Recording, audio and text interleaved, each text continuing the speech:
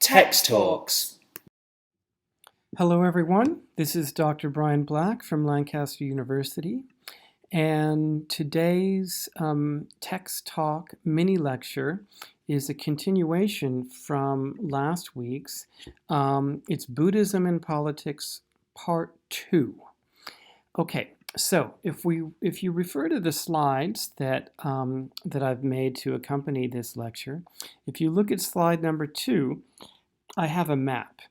And you remember that last week I was really talking about the relationship between Buddhism and politics in some of the earliest texts, as well as one of its most famous kings, King Ashoka, in an Indian context.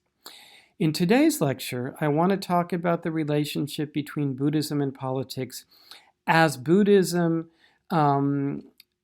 emerges out of India and spreads throughout all of Asia.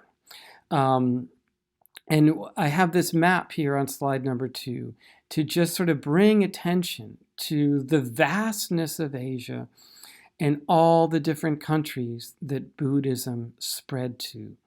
And so while we're looking at this map, it's worth pointing out that you can see China very much in the center of the map.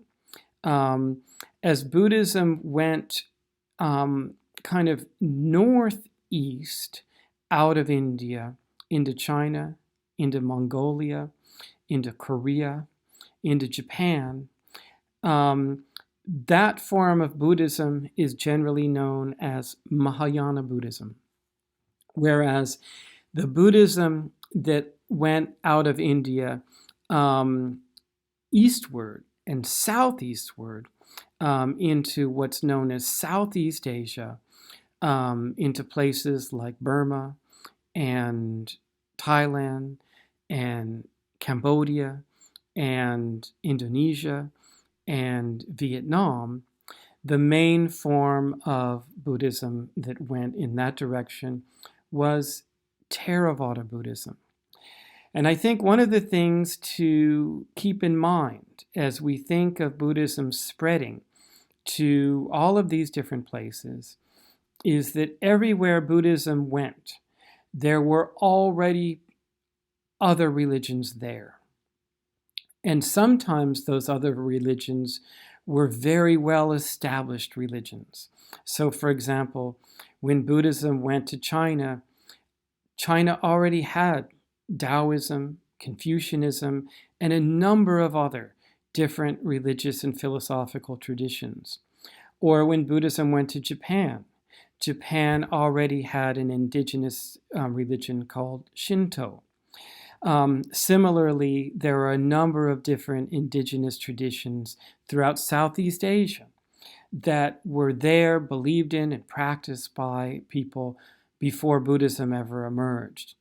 And one of the things to keep in mind is that one of the reasons why Buddhism was so successful in expanding to all of these very different countries was because Buddhism is so adaptable. Buddhism is very different from monotheistic traditions that tend to demand practitioners choose between one religion and another. In all of these contexts in Asia, when Buddhism showed up to new countries, it didn't, in a sense, even though it competed with different traditions for patronage, it didn't sort of demand that people give up the beliefs and the practices and ideas that they already had, but rather found ways to sort of sit alongside the traditions that were already there. Now, I have sort of, tried to emphasize politics throughout today's lecture, but even as important as bringing attention to politics, one of the things I'm really trying to do here is bring attention to the diversity of Hinduism, and hopefully by showing you different slides of a number of different countries where Buddhism spread in its history in Asia, hopefully you'll be able to have a better understanding of how Buddhism can be so different as it went to different areas. Okay, so now let's look at the next slide, because not only did Buddhism spread to all of these places, but I think it's important to remember that one of the reasons why Buddhism was able to kind of make a foothold in so many different places was because it received royal patronage everywhere that it went. So in other words, if you grew up in the West, Europe or North America, and you're only learning about Buddhism as a religion that is prominent in other places of the world, you might have a misunderstanding that Buddhism as practiced in the West is primarily about meditation. It's primarily about renouncing the world and sort of cutting oneself off from politics and other social movements. I think that when we look through the history of Buddhism in Asia, we see that rather it's the opposite. Everywhere Buddhism goes, it is directly infiltrated with politics. And one of the reasons that it is able to survive in all of these vastly different countries is because it was suitable to politicians, kings, as they try to display their power. Now, I think that one of the things that we might ask is, why did kings find Buddhism so helpful in establishing their power? And one of the reasons was because Buddhism's vast array of rituals and symbolic power is that basically there were so many aspects of Buddhism that kings could sort of publicly display to show that it had this sort of transcendental power above and beyond their more secular power that they were claiming to have. So in other, Buddhist monks and nuns were quite willing to kind of support the kings in terms of claiming their political power. Now, if we look to slide number 4, one of the very visual ways that kings would both show their support for Buddhism, but then where Buddhism would show this sort of symbolic power for the king, was through the building of stupas. This was primarily the case in Southeast Asia, but also in other parts of Asia as well. As Donald Swearer has pointed out, sponsoring stupa construction was a major activity of Buddhist monarchs in both India and Southeast Asia. According to Swearer, of course, there are a number of different usages of stupas. A number of different ways in which stupas were considered to have value. In some ways, they were considered to be a sort of memorial of the Buddha himself as the physical location where his remains were held. But also, the stupas were considered to have cosmic importance as representing a cosmic mountain or the navel of the universe. And one of the things that we see, especially in Southeast Asia, that at its height in terms of influencing political power, entire capital cities were built according to the design of a mandala. And so in that way, the entire city would basically claim to be the sort of center of this Buddhist universe. So, for example, if we look to slide number 5, we can see places like Borobudur in Indonesia and Angkor Wat in Cambodia were built according to the cosmology of Buddhist mythology itself. And so here we see that, if you think about it, these were very expensive places to build. And so here we see that the sort of construction of the political capital was very much in accordance with the sort of Buddhist cosmological map. I'd really recommend looking at some of these pictures on the internet if you can get some sort of views, some overhead views of these places.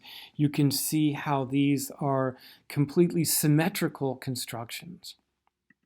Okay, so now I just want to go through a number of different places where Buddhism has taken root throughout Asia, and just talk about very briefly some of the details of how Buddhism's ability to take root in these places had to do with its political importance. So we see that in Thailand, for example, Buddhism has been there since at least the 6th century CE, and that since the 13th century, when during the kingdom of Sukhothai, another one of these cities that was built according to a Buddhist cosmological map, that since the 13th century, during that time, Buddhism has been the state religion. Today, Buddhism is one of the few countries, one of only 2 countries that still has a Buddhist king. And by law, the king has to be Buddhist. Also today, Buddhism is practiced by more than 90% of the Thai population. Okay, now, in another context, Buddhism and politics have been very interrelated as long as Buddhism's been in China. Now, of course, it's most likely the case that Buddhism originally arrived in China through the Silk Road and other trading routes, and was originally, brought there by traveling monks and traders. According to legend, Buddhism was first established in China because of the dream of an empire. The dream of an emperor. According to this legend, the emperor had a dream that a golden deity was flying in from the palace. The next day, he asked his ministers to explain who the deity was, and his minister replied that this was a sage in India who had attained enlightenment and who was able to fly and who was golden in color. And so after that, the emperor then dispatches a number of envoys to learn more about the Buddha and bring his teachings to China. Now, there are 2 periods, 2 dynasties within Chinese history. If we're looking at slide number 8, the Sui dynasty and the Tang dynasty, where Buddhism really flourished. Buddhism was already there before these dynasties and continued long afterwards. But we might say that Buddhism has been able to have the influence that it's had on Chinese culture because of the way it flourished during these periods. During the Sui dynasty, Buddhism played a key part in unifying the emperor in the first place. One reason was because it was popular already, so it played a unifying role. But another is because of its symbolic power. And Emperor Wen, for example, attempted to present himself as a Chakravartin king in the same way that Ashoka had. So remember last week we learned that Ashoka has been sort of a model of later Buddhist kings, and Emperor Wen is definitely an example of a Buddhist king who saw Ashoka as an ideal Buddhist king. In the Tang Dynasty, Buddhism became a major influence on Chinese culture.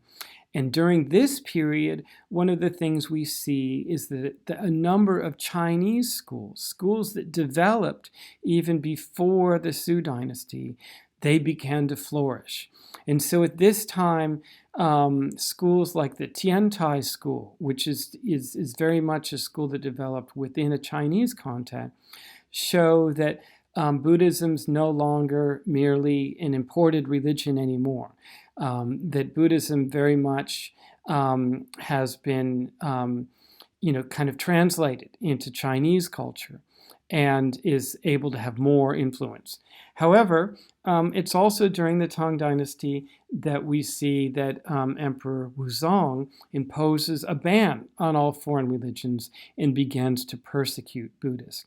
And this is something that we see throughout Chinese history, that Buddhism goes through periods of having royal support, but then there's always that sense that it's not an indigenous Chinese religion, and it loses favor.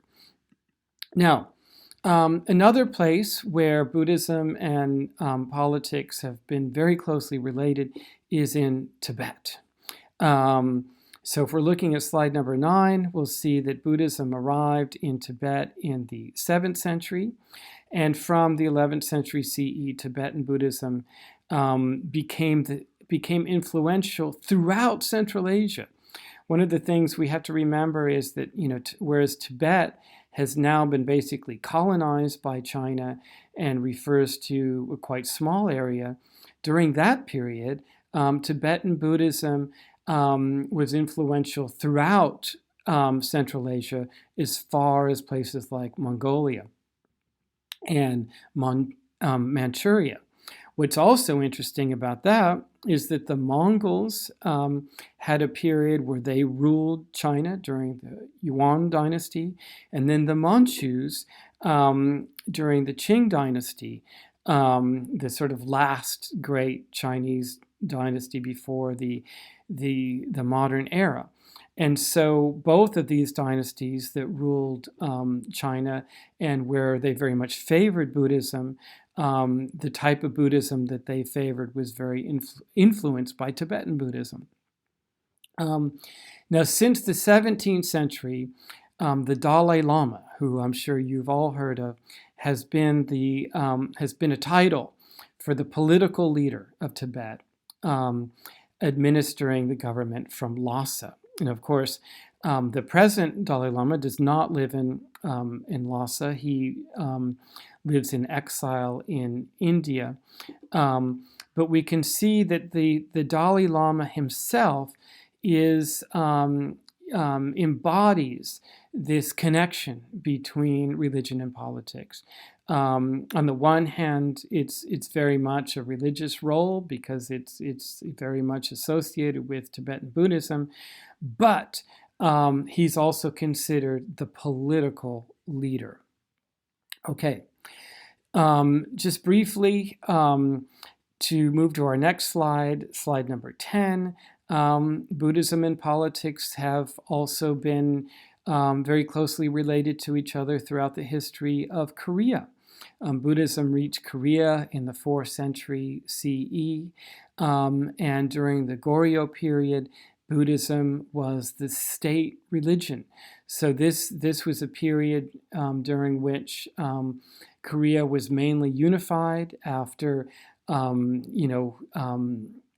having most of its history beforehand of being different kingdoms. And so Buddhism definitely played a role in unifying Korea during this time.